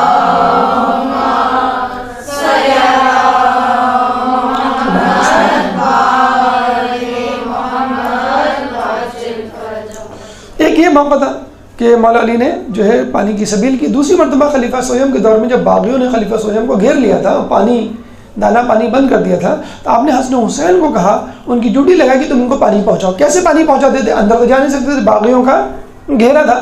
تو حسن حسین پانی سے کپڑے کو گیلا کرتے، اور اس گیلے کپڑے کو دیوار کے پیچھے سے پھینک دیا کرتے تھے اندر، اور خلیفہ سویم اس کپڑے کو پکڑتے اور پھر اس کپڑے کو نچوڑتے، نچوڑنے میں جو پانی گرتا اس سے اپنے حلق کو سیراب کرتے۔ تو علی نے تو خلیفہ سویم کو پانی پہنچایا۔ یہ بعد میں الٹا الزام لگا علی پہ کہ انہوں نے پانی بند کیا، اس لیے ہم کربلا میں ان پر پانی بند کریں گے، یہ الزام لگایا گیا تھا، حالانکہ علی نے پانی پہنچایا۔ دوسری مرتبہ، تیسری مرتبہ جنگ صفین میں جب علی کی فوج آئی تو حاکم شام کی فوج نے فرات پہ قبضہ کر لیا اور لوگوں کو پانی نہیں دیا۔ لوگوں نے آ کے کہا حضرت علی کو، حضرت علی نے کہا کہ تم جا کے قبضہ کر لو، لیکن دیکھو خود بھی پانی پینا، دشمن کی فوج کو بھی پلانا۔ پھر علی کا لشکر جو ہے وہ گیا اور معاویہ کی فوج کو جو ہے ہٹایا اور خود قبضہ کیا اور خود بھی پیا، لوگوں کو پلایا۔ یہاں پر لوگ کہتے ہیں کہ علی کی سقایت یا پانی پلانے کی کوشش کے باوجود حضرت عباس کو سقا کیوں کہا گیا ہے؟ حضرت علی ساقی ہے اور وہ سقا۔ ساقی اور سقا میں کیا فرق ہے؟ جو ساجد اور سجاد میں ہے۔ ساجد سجدہ کرنے والا، سجاد بہت سجدہ کرنے والا، ساقی پانی پلانے والا، سقا یعنی بہت زیادہ پانی پلانے والا۔ حالانکہ عباس نے تو پانی پلایا ہی نہیں، یہی تو ان کا کمال ہے۔ لوگ کہتے ہیں کہ یہی حسرت ان کا کمال ہے۔ دیکھیں حضرت عباس کو گستاخی اگر نہ ہو علی کی ذات میں، حضرت عباس کو پانی پلانے کے حوالے سے حضرت علی پر فوقیت ہے۔ علماء فرماتے ہیں کیسے کہ حضرت علی نے جنگ بدر کے موقع پر، فرض کر لیں ہم پہلی مرتبہ جنگ بدر کے موقع پر پانی کی سبیل کی تو کنویں سے پانی لے کر آئے، کنواں کھودا نہیں۔ حضرت عباس نے کنواں کھودا، اور ایک نہیں کئی کنویں کھودے، 5 محرم سے مسلسل کنویں ہی کھود رہے تھے وہ، اور کسی میں پانی نہیں نکلا، لیکن کنویں تو کھودے انہوں نے، مسلسل کنویں کھودے۔ نمبر 1۔ نمبر 2، آپ نے خلیفہ سہیب کو پانی پہنچایا۔ ابھی ہم نے کہا کہ پانی میسر کرنا اور پانی پلانا فرق ہے۔ پانی پلانا کا مطلب ہے غلام آزاد کرنا، پانی میسر کرنا، میسر یعنی موجود نہیں ہے، سبیل کریں کہیں سے لے کر آئے آپ، تو پانی موجود نہیں تھا کربلا میں، یعنی قبضہ تھا، اور وہ سبیل کرتے تھے، کنواں کھودتے تھے یا فرات سے جا کے لانے کی کوشش کرتے تھے۔ اور تیسری مرتبہ صفین میں لشکریوں کو کہا کہ جاؤ فرات پہ قبضہ کرو، خود نہیں گئے۔ حضرت عباس بنفس نفیس خود فرات پر گئے، خود لشکر کا کام کیا، پورا لشکر موجود ہونا چاہیے فرات پہ قبضے کے لیے، آپ تنہا فرات پہ جا کے قبضہ کر لیتے ہیں. یہ تینوں کام حضرت علی نے نہیں کیے، لیکن اس کے باوجود حضرت علی لوگوں کو پانی پلانے میں کامیاب ہو گئے. خلیفہ سویم کو بھی، بدری لشکریوں کو بھی، اور صفین میں اپنے اور دشمن کے مجاہدین کو بھی، دشمن کے لوگوں کو بھی. یہاں حضرت عباس ان تمام چیزوں کو کرنے کے باوجود، یعنی ایکسٹرا ایفرٹ کرنے کے باوجود سکینہ کو پانی نہیں پلا سکے، خیمے میں پانی نہیں لے جا سکے.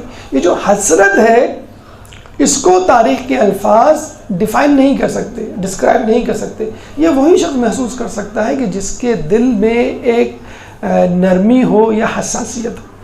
تو اسی لیے عباس کا لقب جو ہے وہ سقا ہے، اور حضرت علی کا لقب ساقی ہے.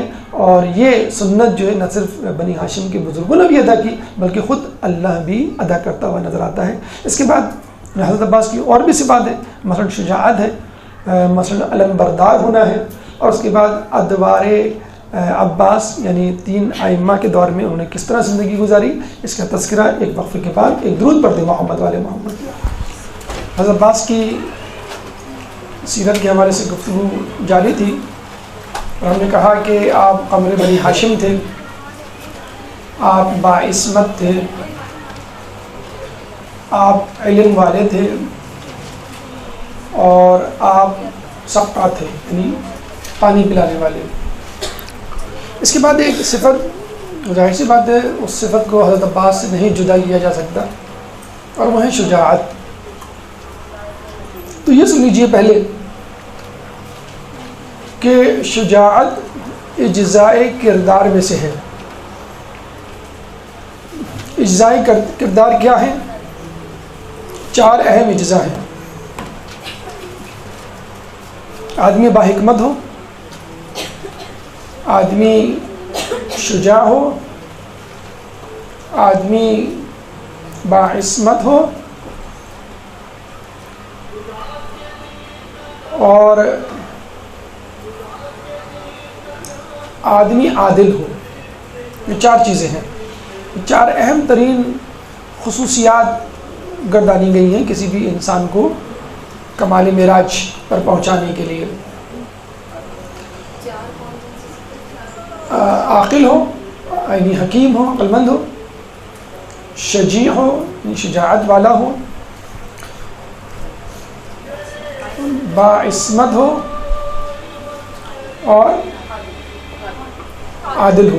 دیکھیے جو ہم نے 4 اجزاء پڑھے ہیں نا نفس کے، آپ کو شاید پتہ ہوں گے کہ ایک ہوتا ہے عقل، اس سے نکلا حکیم ہو. ٹھیک ہے، عقل کی انتہا معراج حکیم ہونا ہے. پھر ہم نے کہا غضب ایک خصوصیت ہے، اجزاء ہے کس کا؟ نفس کا. تو غضب اگر پیوریفائی ہو جائے گا تو وہ شجاعت میں تبدیل ہو جائے گا. پھر ہے شہوت، شہوت کنٹرول میں ہوگی تو آپ باعصمت کہلائیں گے، گناہ نہیں کریں گے.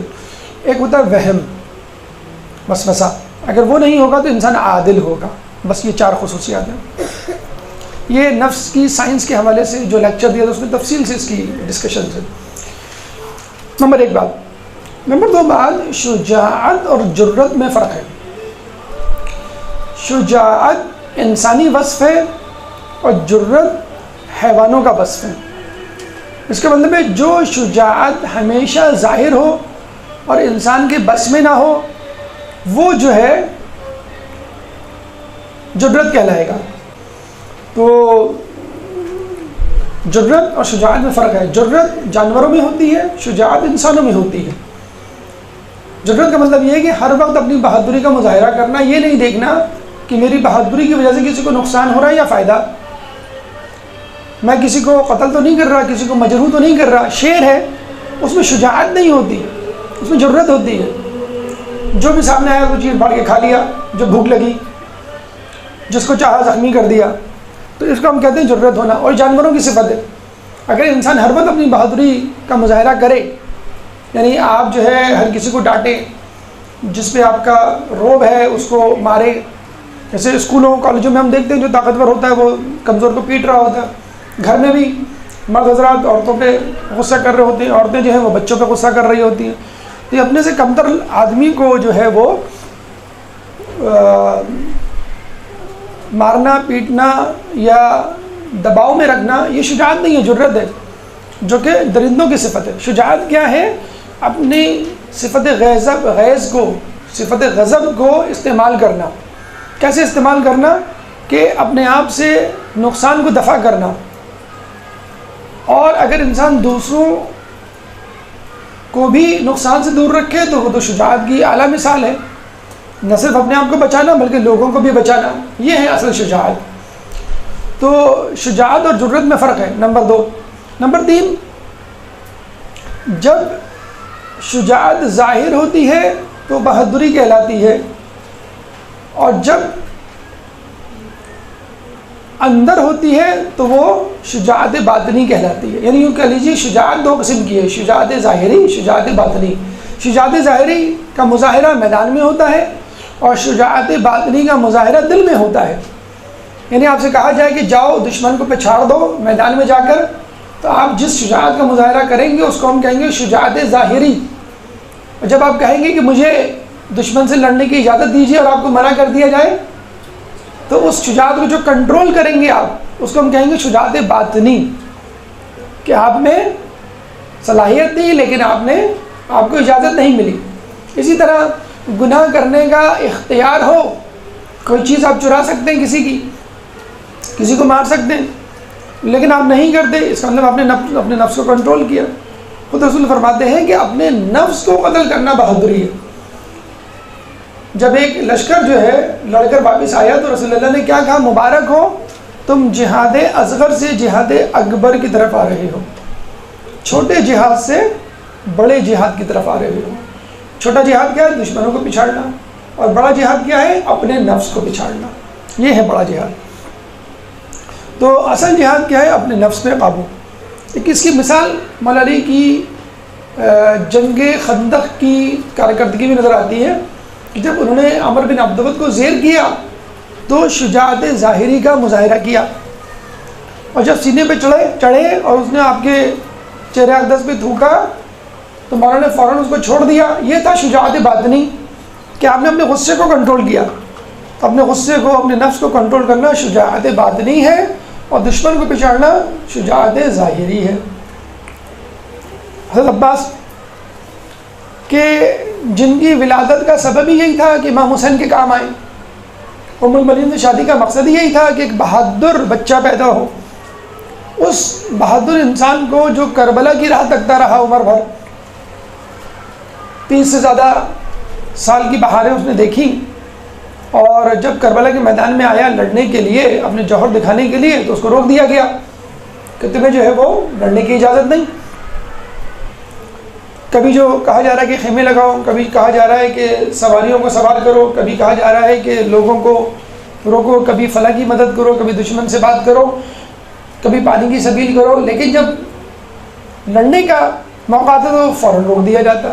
یہ جو اصل کام ہے، دیکھیے اس کی مثال بالکل ایسی ہے، بڑی اچھی مثال دی جاتی، ہو سکتا ہے اس سے تھوڑی سی وہ ہوتی ہو، مطلب کہ یہ اس مثال کو کس طرح ملایا جا رہا ہے۔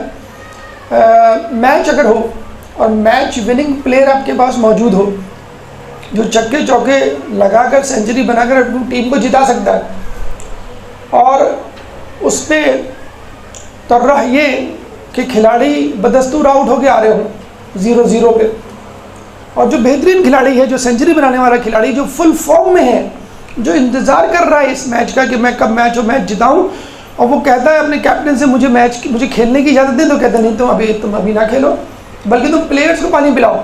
تو کتنا غصہ آئے گا، وہ کیا کہے گا کہ میں کوئی ریزرو پلیئر ہوں، میں کوئی ویٹر ہوں، یا میں کوئی نوکر ہوں کہ میں لوگوں کو پانی پلاؤں؟ میرا کام ہے جوہر دکھانا میدان میں جا کر۔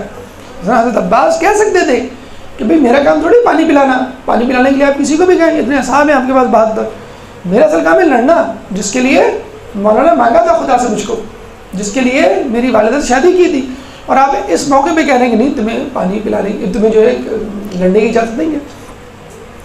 تو یہ ہے وہ کمال جو ہمیں حضرت عباس کی اس میں نظر آتا ہے۔ دشمن کو پچھاڑنا، زیر کرنا کمال نہیں ہے، دشمن کو معاف کر دینا کمال ہے، یا اپنے نفس میں قابو رکھ کر جو ہے وہ میدان جنگ میں نہ اترنا۔ کیوں؟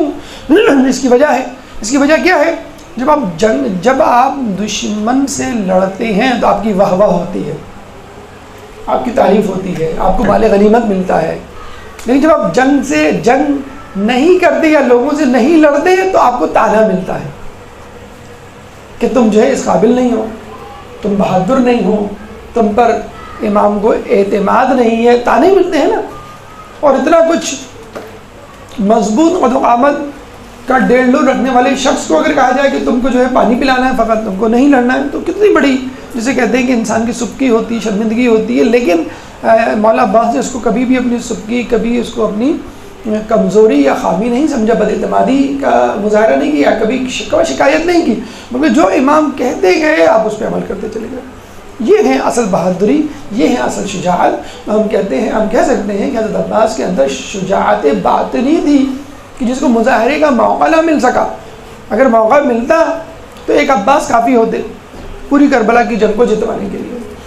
زہیر بن قیل نے جب یہ کہا تھا کہ کل کربلا کا معرکہ ہے، کل آپ کو بہادری کے جوہر دکھانے، تو کہتے ہیں عباس نے انگڑائی لی تھی کہ رکابیں جو ہیں وہ ٹوٹ گئی تھیں، اور کہا تھا تم نے کیا یاد دلا دیا، تم دیکھنا دو، جب کل ہوگی صبح تو میں کیا کر کے دکھاتا ہوں، اور میں ثابت کروں گا کہ میں نے جس مقصد کے لیے میں آیا تھا وہ میں نے مقصد پورا کر دیا.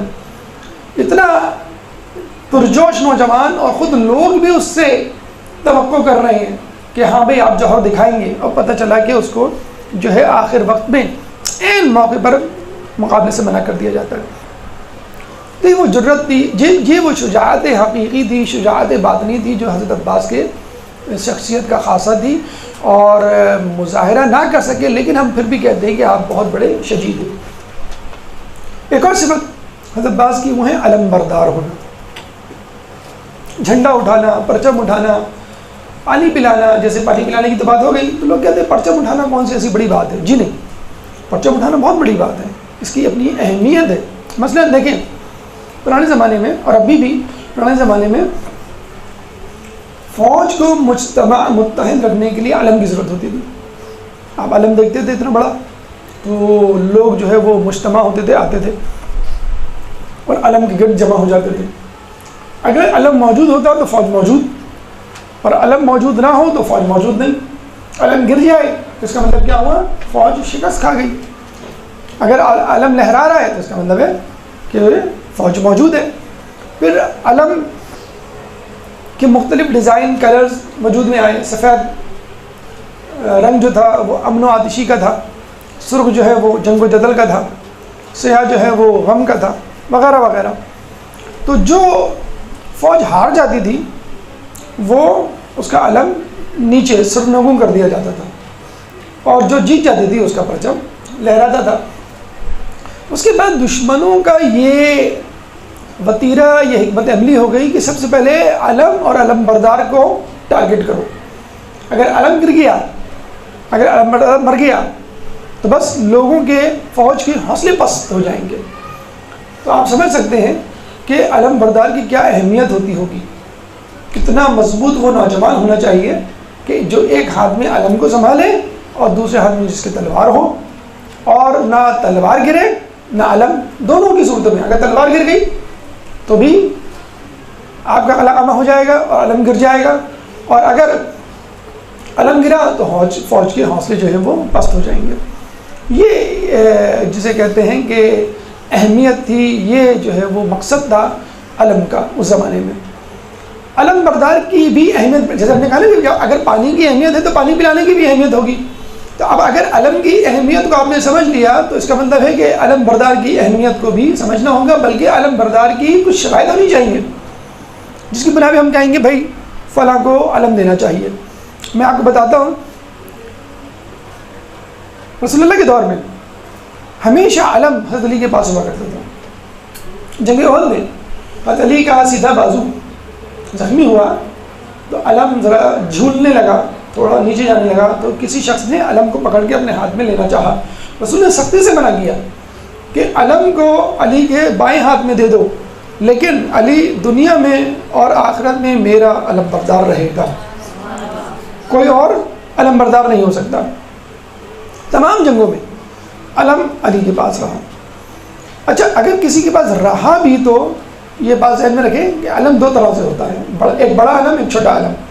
بڑا علم جو علم بردار کے پاس ہوتا ہے، چھوٹا چھوٹا علم فرض کر لیں آپ کو کہا کہ ابھی تم فلاں شمال کی طرف جاؤ، پہاڑی کی طرف، اور وہاں پر جو ہے وہ فلاں فوج کا ایک گروہ، ایک لشکر موجود ہے، اس کو اس پہ دھاوا بولو، لیکن مرکزی فوج وہ میدان جنگ میں ہی رہے گی۔ اب ظاہر ہے آپ کو دو علم چاہیے، اب ایک تو مرکزی علم، اگر ہم نے مرکزی علم اس کو دے دیا تو لوگ سمجھیں کہ فوج وہاں چلی گئی، پھر یہاں کی فوجی پھر کہاں جائیں، نمبر ایک بات۔ نمبر دو، اگر ہم نے اس کو علم دے دیا اور وہ علم گر گیا یا وہ علم بردار مر گیا، شہید ہو گیا، تو یہاں کی فوج کے حوصلے پست ہو جائیں گے۔ تو ایک چھوٹا علم اس کو دے دیا جاتا تھا۔ جنگ کے دوران ہی کوئی چھوٹی کارروائی کرنی ہو کہ بھئی آپ کو گھاٹی کے پیچھے جانا ہے، پہاڑ کی طرف جانا ہے، وادی میں، اس کو ہم کہتے تھے لوا، لام واو الف حمزہ، لوا۔ چھوٹے علم کو کہتے ہیں لوا، اور بڑے علم کو کہا جاتا تھا رائت، را الف یہ تے، رائت۔ ٹھیک، تو اگر کسی کو کوئی علم ملتا بھی تھا تو وہ لوا ہوتا تھا، رائت نہیں۔ جیسے مصعب بن عمیر کو ایک دفعہ علم دیا گیا تھا، رسول اللہ کے صحابی، لیکن وہ علم لوا تھا، رائت علی کے پاس ہی تھا۔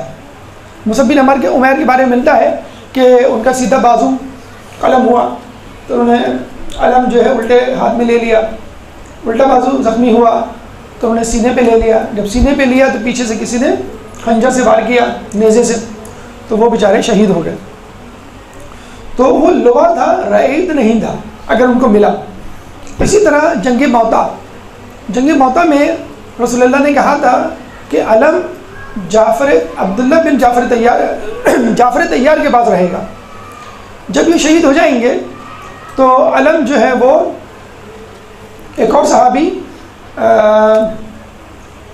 رواح کر کے ان کا نام تھا، یاد نہیں آ رہا مجھے مکمل، ان کے پاس رہے گا، اور جب وہ شہید ہو جائیں گے تو زید بن حارثہ کے پاس رہے گا۔ ٹھیک ہے، تین، عبید بن رواح غالباً ان کا نام تھا۔ کہتے ہیں کہ لوگ رسول اللہ جب یہ فوج گئی، اچھا اب آپ کہیں گے بھائی اس جنگ میں بھی علی کے پاس تو نہیں تھا، جنگ موتا میں علی گئے نہیں تھے، تو علی جو ہے وہ مدینے میں تھے، اور رسول اللہ جو ہے وہ مدینے کی مسجد نبوی میں ٹہل رہے تھے اور بتلا رہے تھے، رننگ کمنٹری جسے کہتے ہیں۔ ابھی جو ہے اب جعفر طیار شہید ہو گئے، اب علم جو ہے عبید اللہ رواح کے پاس ہے اور وہ بھی شہید ہو گئے، اب علم جو ہے وہ زید بن حارثہ کے پاس ہے۔ دیکھیے رسول اللہ کو معلوم تھا کہ جعفر طیار شہید ہوں گے، ان کو معلوم تھا اس کے بعد جو دوسرے علم بردار ہیں عبید اللہ رواح وہ بھی شہید ہوں گے، پھر تیسرے کے بعد آئے گا، اسی لیے انہوں نے پہلے ہی سے تینوں علم برداروں کا نام لے لیا تھا، اتنا اہم ہے۔ اچھا اس کے بعد بھی وہ بدستور نظر رکھے ہوئے ہیں کہ کس نے علم لیا، اسی شخص نے جس کا میں نے کہا تھا، ہاں ٹھیک ہے، وہ شہید ہو گئے، اب کس نے لیا، اسی شخص نے جس کا میں نے کہا تھا، ٹھیک ہے، وہ شہید ہو گئے، اب کس نے علم لیا، فلاں نے، زید بن حارثہ نے، ٹھیک ہے، وہ میں نے کہا تھا۔ یعنی بدستور اس کو چیک اینڈ بیلنس بھی کر رہے ہیں، پوچھ بھی رہے ہیں، دیکھ بھی رہے ہیں، بتلا بھی رہے ہیں، علم غیب سے ان کو خبر مل رہی ہے۔ تو اس کا مطلب کیا ہوا کہ علم بردار کی بڑی امپورٹنس ہے، بہت اہمیت ہے۔ صرف اس کے پاس ہونا چاہیے جو سب سے بہادر ہو، صرف اس کے پاس ہونا چاہیے جو علم کی اہمیت حیثیت کو برقرار رکھنے کا ملکہ رکھتا ہو۔ اس لیے رسول اللہ نے کبھی علم کو علی کے علاوہ کسی کو نہیں دیا، اگر دیا تو وہ چھوٹا علم تھا، لوا، جیسے مصعب بن عمیر کو، اور اگر علی نہیں تھے تو بتلا دیا کہ اس کو ملے گا، پھر اس کو ملے گا، اس کو ملے گا۔ ان کو معلوم تھا کہ تیسرا شہید نہیں ہوگا، اسی چوتھے کا نام نہیں لیا۔ اور جو شہید ہوئے ان کے بڑے درجات ہیں علم برداروں کے۔ مصعب بن عمیر بہت ہی خوبصورت شخصیت تھے، بہت امیر تھے، بہت ہی قیمتی خوشبو لگایا کرتے تھے، جہاں سے گزر جاتے لوگ آ کے بتلاتے تھے یہاں سے مصعب بن عمیر گزرے، اتنے امیر کبیر، اتنے خوش مزاج، خوش لباس۔ جب شہید ہوئے تو کفن نہیں تھا ان کو پہنانے کو، چادر تھی چھوٹی سی، سر ڈھانپتے تو پیر کھل جاتے، اور پیر ڈھانپتے تو سر کھل جاتا۔ تو پیر جب کھلے تو رسول اللہ نے وہاں پہ ازخر گھاس ڈال دی، یہ ان کا رتبہ تھا۔ اور رسول اللہ نے کہا کہ اب کوئی نہ کہے کہ اسلام کی راہ میں مجھ پر بڑی مصیبتیں آئیں گی، یعنی مصعب بن عمیر جیسا شخص قربانی دے رہا ہے، ناز و نعم میں پلا ہوا، تو اب کوئی نہ کہے کہ مجھے زخم لگا، مجھے چوٹ لگی، مجھے تکلیف ہو رہی ہے، مجھے درد ہو رہا جعفر طیار جب شہید ہوئے تو رسول اللہ نے باقاعدہ کہا کہ جعفر طیار کو جنت میں 2 پر عطا کیے جائیں گے جس سے وہ پرواز کریں گے. اور یہی بات حضرت عباس کے بارے میں بھی کہا جاتی ہے کہ جنت میں ان کو 2 پر دیے جائیں گے جس سے وہ پرواز کریں گے. پھر جو زید تھے اسامہ کے والد، ان کے بیٹے کو رسول اللہ نے آخری لشکر کی عمارت دی تھی جس پہ لوگوں نے اعتراض کیا تھا. یعنی علم برداروں کی بھی اہمیت، شہید ہونے کے بعد ان کے بہت بلند درجات، اور حصہ لینے پر بھی ان کی جو ہے وہ تعریف و توصیف. تو آپ نے دیکھا کہ علم کی اپنی حیثیت ہے، علم کی اپنی افادیت ہے، علم ایک حکمت عملی ہے دشمن کو زیر کرنے کے حوالے سے. علی ہمیشہ علم بردار رہے، تو ظاہر سی بات ہے علم بردار کی کوئی خصوصیت ہونی چاہیے، کوالیفیکیشن ہونی چاہیے. تو خود علی نہج البلاغہ میں فرماتے ہیں کہ علم کو اس کے پاس ہونا چاہیے جو بہادر ہو. ٹھیک ہے. اور رسول اللہ کیا فرماتے ہیں جنگ خیبر میں، جب انہوں نے دیکھا کہ لوگ آ رہے ہیں پھر جا رہے ہیں، پھر جا رہے ہیں پھر آ رہے ہیں، ایک دوسرے پہ الزام دھر رہے ہیں، تو رسول اللہ نے کیا کہا، کل میں علم اس شخص کو دوں گا جو حیدر ہوگا، رجل ہوگا، کرار ہوگا، اللہ سے محبت، اللہ اس کے رسول سے محبت کرتا ہوگا، اور اللہ اور رسول اس سے محبت کرتے ہوں گے. 5 خصوصیات گن بھائی. رجل یعنی مرد، مرد کا مطلب بہادر ہوگا. پھر کرار کا مطلب ہے بڑھ بڑھ کر حملے کرنے والا، کرار کا مطلب ہے بڑھ بڑھ کے حملے کرنے والا. اور پھر غیر فرار یعنی میدان جنگ کو نہ چھوڑنے والا.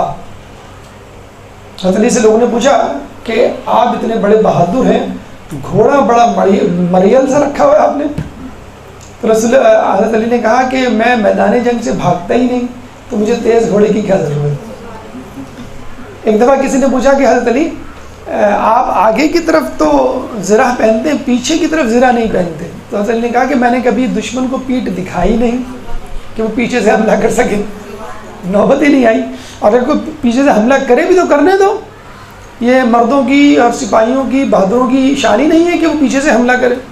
بہرحال تو 5 صفات گنوائی رسول اللہ نے. نمبر 1 رجل یعنی بہادر ہو. نمبر 2 کرار ہو، بڑھ بڑھ کے حملے کرنے والا ہو. نمبر 3 غیر فرار ہو. نمبر 4 اللہ اور رسول کو دوست رکھتا ہو. نمبر 5 اللہ رسول بھی اس کو دوست رکھتے ہوں. یہ بڑی اہم خصوصیات ہیں. خصوصی طور پہ آخری والی خصوصیت شرط کہ اللہ رسول بھی اس کو دوست رکھتے ہوں. دیکھیں ہر کوئی یہ دعویٰ کرتا ہے کہ میں اللہ اور رسول کو پسند کرتا ہوں، اللہ رسول سے محبت کرتا ہوں. کیا ہم میں سے کوئی دعویٰ کر سکتا ہے کہ اللہ اور اس کا رسول بھی مجھ سے محبت کرتے ہیں؟ آپ کو کیسے معلوم؟ تو یہ علی کے حق میں ہونے کی پہچان ہے کہ اللہ اور اس کا رسول بھی ان سے محبت کرتا تھا. تو یہ شرائط ہیں کہ جو اس میں موجود ہونی چاہیے. اب آئیے حضرت عباس کی طرف کہ اس علم برداری میں ان کا کیا شیئر ہے، کیا ان کا حصہ ہے. دیکھیں علم علی کے پاس تھا، علی کے پاس رہا، بلکہ رسول اللہ کا یہ قول ہے کہ علی جو ہے وہ دنیا اور آخرت میں میرے علم بردار ہوں گے. اچھا کسی نے رسول اللہ سے پوچھا کہ جنت میں سب سے پہلے کون جائے گا؟ رسول اللہ نے کہا علی. ظاہر بات ہے کوئی منافی ہوگا وہ جل جائے، وہ کیا کہا علی جائیں گے. اس کا علی آپ سے بہتر کہ علم بردار سردار سے پہلے جنت میں جائے گا. علی میرے علم بردار ہے، میں سردار ہوں. اللہم صلی علی.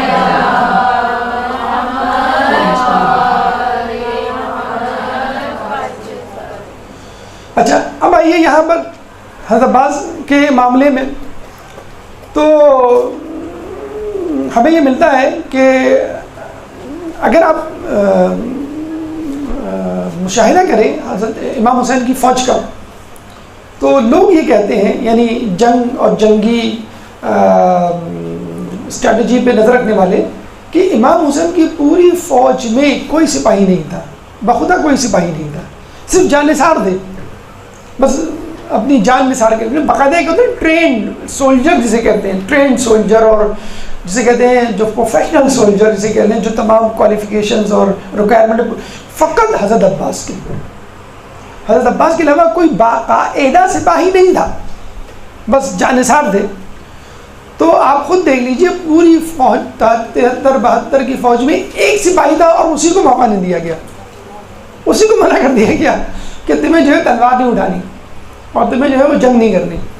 تو ظاہر سی بات ہے کہ پوری فوج میں اگر حضرت عباس علم کے حامل ہیں تو ان میں واقعی ایسی صلاحیت ہوگی؟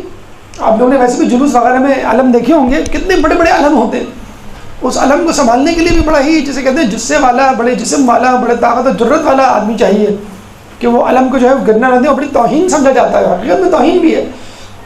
تو حضرت عباس کو جو ہے وہ علم دیا گیا۔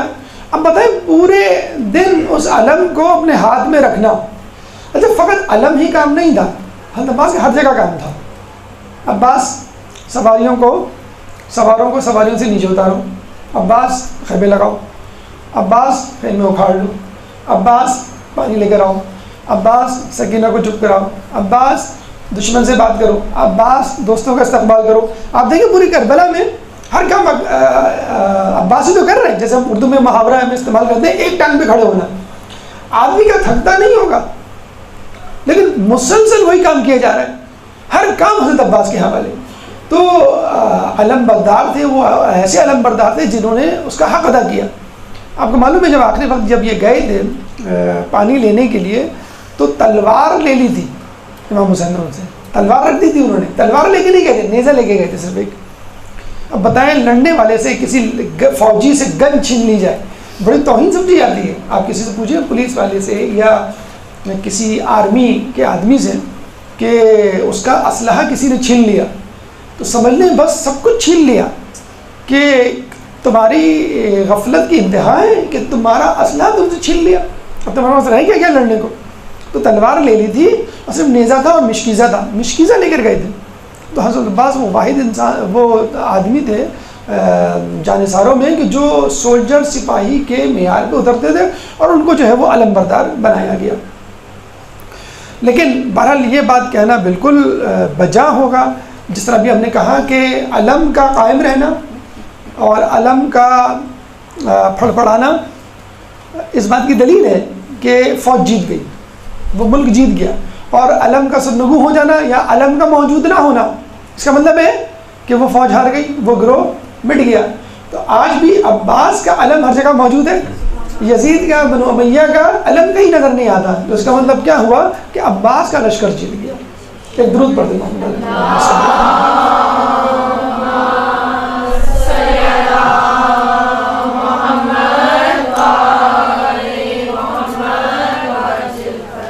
بھائی حضرت امیر المومنین کے دور کی طرف چلتے ہیں، ادوار عباس۔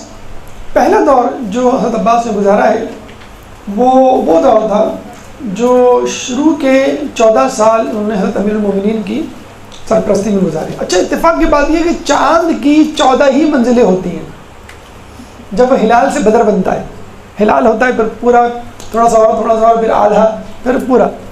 تو قمر بنی ہاشم نے اپنے جو 14 منزلیں طے کی ہیں وہ حضرت امیر المومنین کی سرپرستی میں طے کی ہیں، اور وہ ان کو جو ہے وہ بٹھا کے پڑھاتے تھے۔ ایک دفعہ حضرت عباس بیٹھے ہوئے تھے ان کے سامنے، تو انہوں نے ان کے آستینوں کو اوپر کیا اور آستینوں کا بوسہ لیا۔ ام المؤمنین سامنے بیٹھی ہوئی تھی، کہیں گے یہ آپ کیا کر رہے ہیں؟ کہیں گے کہ ایک وقت آئے گا کہ کربلا کے میدان میں حضرت عباس کے یہی بازو قلم ہوں گے، اس لیے میں چاہتا ہوں کہ ان کا بوسہ لوں۔ اور وقت شہادت بڑی عجیب بات ہم دیکھتے ہیں حضرت علی کی کہ وہ ہر کسی کو بلا کے وصیت کر رہے ہیں، تم یہ کرنا، تم یہ کرنا، اور ہر کسی کو کہہ رہے ہیں کہ تو امام حسن کی بات کو ماننا، اور امام حسن تم اس کا، حسن جو ہے تم ان کا خیال رکھنا، یعنی ہر کسی کو حسن کی سرکردگی بھی دے رہے ہیں۔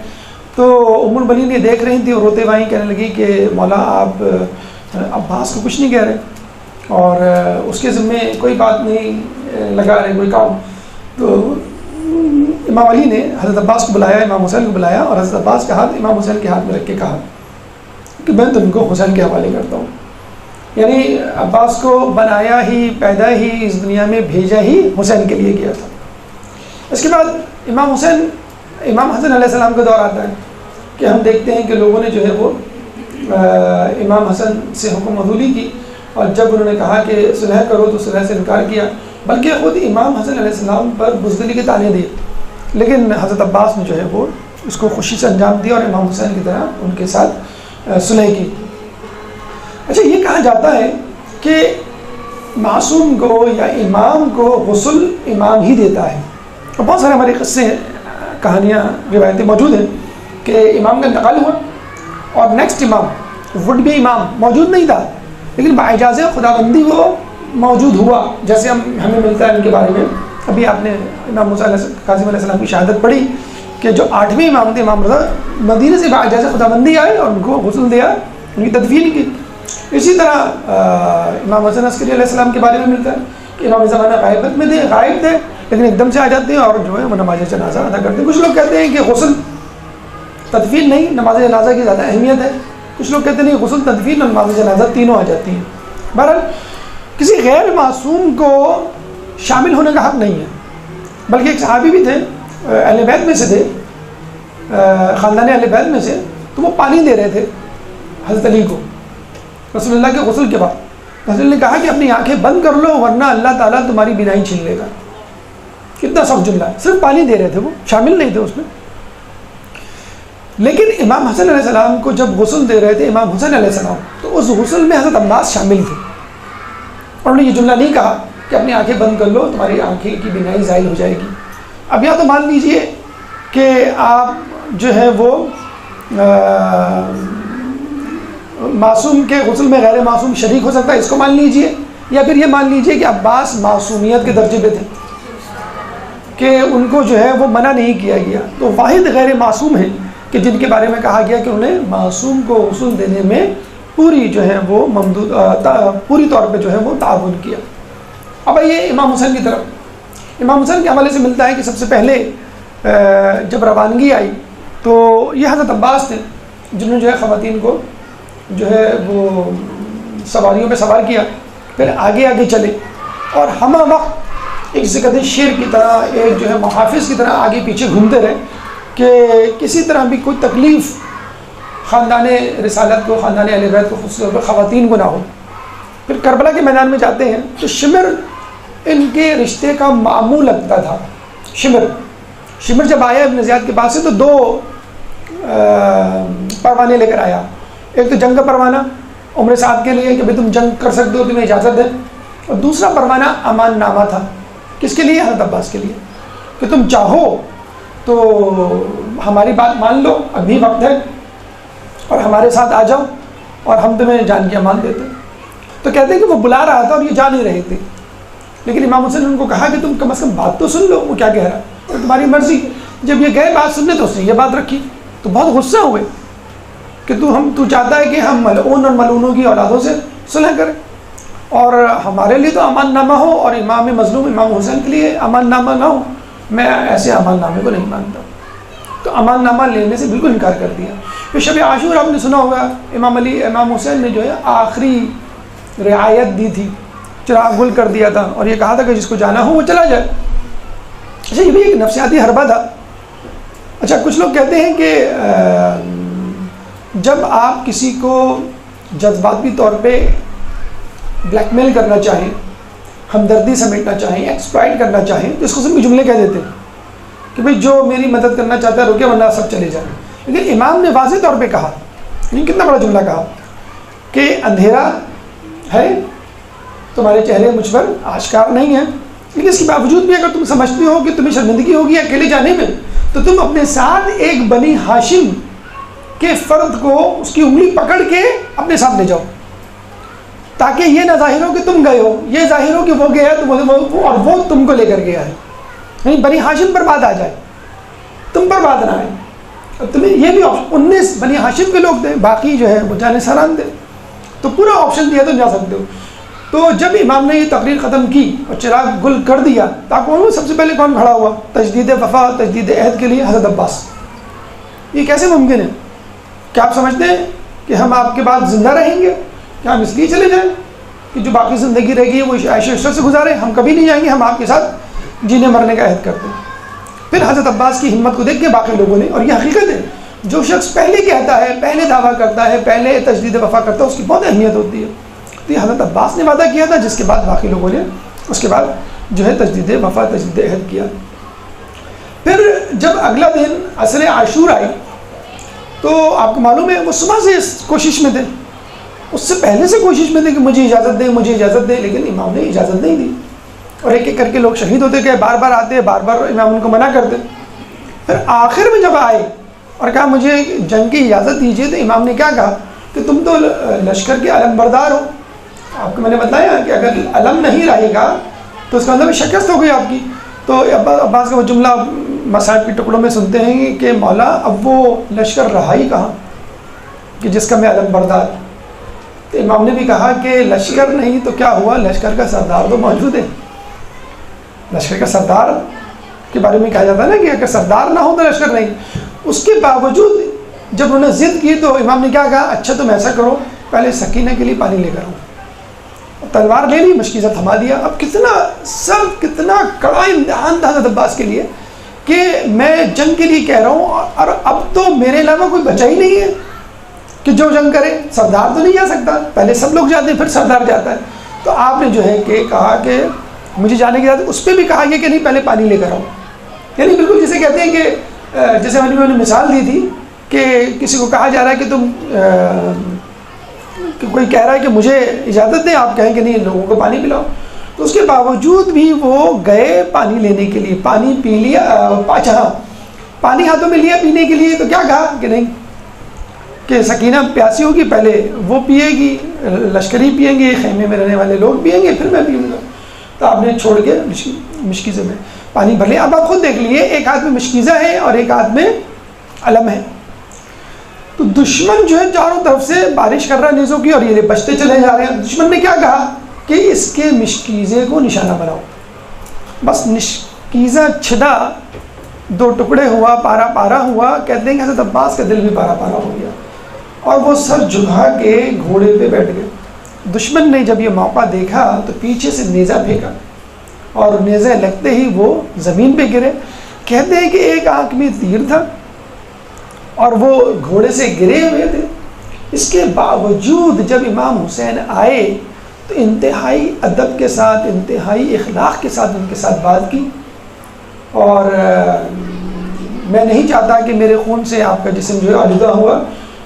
اسی طرح امام حسین نے کہا کہ میں چاہتا ہوں کہ میری آخری خواہش تم پوری کر دو، اور کیا ہے آخری خواہش کہ تم مجھے بھائی کہہ کے پکارو۔ تو حضرت عباس نے ان کو جو ہے بھائی کہا، اور یہ بھی کہا کہ مجھے جو ہے وہ خیمے میں نہ لے جائیے گا کہ میں کس منہ سے سکینہ کو جو ہے اپنا منہ دکھاؤں گا کہ میں اس کے لیے پانی نہیں لا سکا۔ اور پھر یہ بھی کہا جاتا ہے کہ حضرت عباس کی جو قبر ہمیں امام حسین اور دیگر لوگوں سے دور نظر آتی ہے، اس کی وجہ بھی یہی ہے شاید کہ امام حسین نے ان کو خیمہ گاہ سے دور دفنایا، اور آج بھی جو ہے وہ باب الحوائج کے طور پہ اپنی قبر مبارک میں آرام کر رہے ہیں، لیکن لوگوں کی ضرورتوں، لوگوں کی حاجتوں کو پورا کر رہے ہیں۔ اللہ تعالیٰ سے دعا ہے کہ جو کچھ سنا اور پڑھا اس میں عمل کرنے کی توفیق عطا فرما۔ اللہ تعالیٰ سے دعا ہے کہ حضرت عباس کے نقش قدم پر چلنے کی توفیق عطا فرما۔ اللہ تعالیٰ سے دعا ہے کہ تعلیمات اہل بیت پہ چلنے کی توفیق عطا فرما۔ قیامت کے دن کی شفاعت سے بہرمند فرما، امام کے ظہور میں تعجیل فرما، اور ہمیں ان کے انصار و اعوان میں شامل فرما۔ ربنا تقبل منا انك انت السميع العليم وتب علينا انك انت التواب الرحيم برحمتك يا ارحم الراحمين برحمتك يا ارحم الراحمين وصلى الله على محمد وآله الطاهرين.